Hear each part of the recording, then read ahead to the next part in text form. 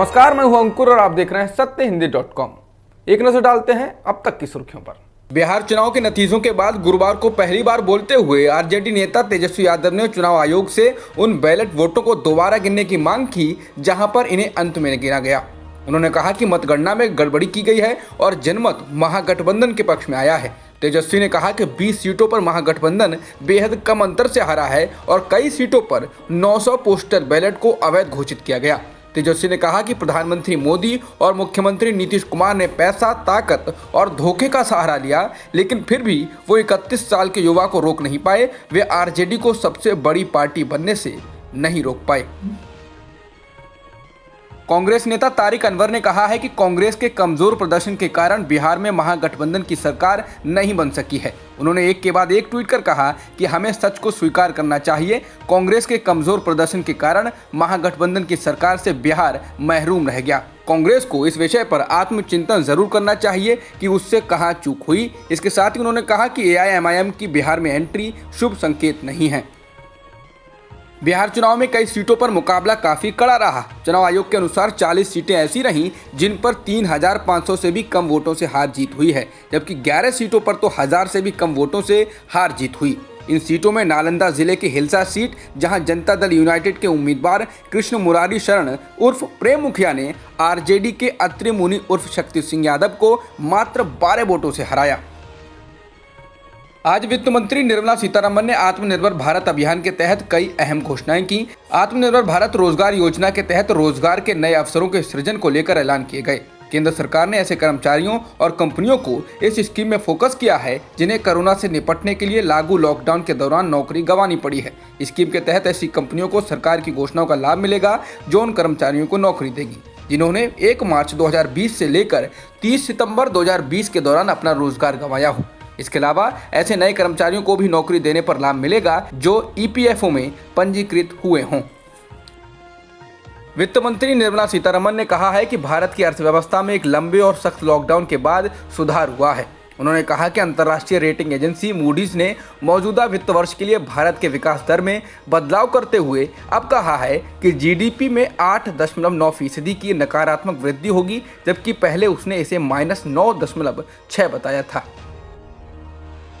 भारतीय reserve bank यानी RBI ने ताज़ा अनुमान के बाद कहा है कि भारत में इतिहास में पहली बार तकनीकी रूप से आर्थिक मंदी आ गई है। आर्थिक मंदी से उबरने की आस लगाए बैठी भारत की अर्थव्यवस्था के जुलाई-सितंबर महीने में भी सिकुड़ने के आसार हैं। आरबीआई का ताज़ा अनुमान है कि इस तिमाही में जीडीपी में 8.6% की सिकुड़न आएगी। इससे पहले अगस्त में आई एनएसओ यानी राष्ट्रीय सांख्यिकी कार्यालय की रिपोर्ट के अनुसार पहली तिमाही अप्रैल-जून में अर्थव्यवस्था 23.9% सिकुड़ी थी। कांग्रेस के पूर्व अध्यक्ष राहुल गांधी ने देश की आर्थिक स्थिति को लेकर प्रधानमंत्री मोदी पर हमला बोला है। राहुल ने गुरुवार को ट्वीट कर कहा कि भारत इतिहास में पहली बार आर्थिक मंदी की चपेट में आ गया है। प्रधानमंत्री मोदी ने देश की ताकत को कमजोरी में बदल दिया है। कृषि कानूनों के खिलाफ किसानों का गुस्सा अभी शांत नहीं हुआ है। इसी क्रम में अब पंजाब के किसान 26 नवंबर और 27 नवंबर को दिल्ली आकर विरोध प्रदर्शन करने की तैयारी में हैं। हालांकि दिल्ली पुलिस ने कोरोना संकट के कारण उनको इस प्रदर्शन की इजाज़त नहीं दी है।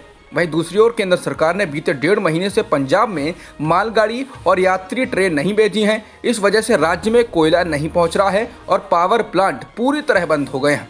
मुख्यमंत्री अमरिंदर सिंह कई बार कह चुके हैं कि मालगाड़ियां जिस ट्रैक से जाएंगी वहां उनकी सरकार उन्हें पूरी सुरक्षा देगी, लेकिन रेल मंत्री पीयूष गोयल इसके लिए तैयार नहीं हैं। पश्चिम बंगाल में चुनाव से पहले सीएम ममता बनर्जी ने 16,000 से अधिक भर्तियां निकालने का ऐलान किया है। पश्चिम बंगाल सरकार अगले 2 महीनों में राज्य भर के स्कूलों में खाली पदों को भरने के लिए एक अभियान चलाने की तैयारी में है। मुख्यमंत्री ममता बनर्जी ने स्कूलों में रिक्त पदों को भरे जाने का ऐलान किया है। ममता बनर्जी ने कहा है कि स्कूलों में लगभग 16,500 रिक्त पद जल्द ही भरे जाएंगे। मशहूर फिल्म अभिनेता आसिफ बसरा ने आज गुरुवार को हिमाचल प्रदेश के धर्मशाला में खुदकुशी कर ली है। टीवी और फिल्मों के एक जाने माने अभिनेता आसिफ धर्मशाला में रह रहे थे। एक्टर ने यह खुदकुशी आज दिन में सुबह 11:30 बजे की। पबजी मोबाइल गेम भारत में वापस आ रहा है। South Korean company PUBG corporation ने ऐलान कर दिया है कि कंपनी भारतीय मार्केट के लिए नया गेम लेकर आ रही है जो भारत के लिए ही बनाया गया है। इस बार चीनी कंपनी के साथ कंपनी की कोई पार्टनरशिप नहीं होगी।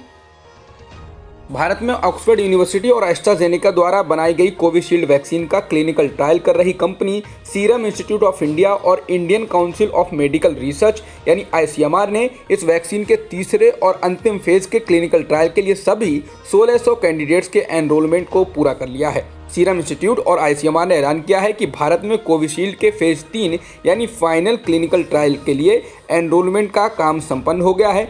इससे इस वैक्सीन के जल्द आने की उम्मीद बढ़ गई है।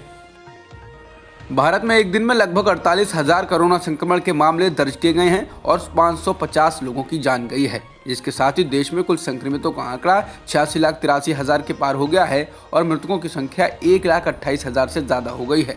फिलहाल एक्टिव मामले 4,89,000 के पार हैं।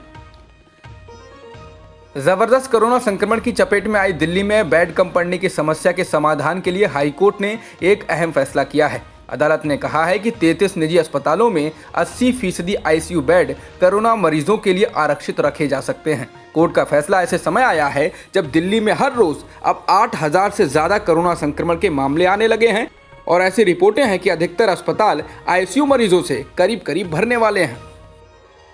जॉन्स हॉपकिंस यूनिवर्सिटी के अनुसार दुनिया में कोरोना संक्रमितों का आंकड़ा 5 करोड़ 22 लाख के पार हो गया है और मृतकों की संख्या 12,83,000 के पार हो चुकी है। फिलहाल 3 करोड़ 66 लाख से अधिक लोग ठीक भी हो चुके हैं। अब तक की खबरों में इतना ही। बाकी खबरों के लिए बने रहिए सत्यहिंदी.com के साथ।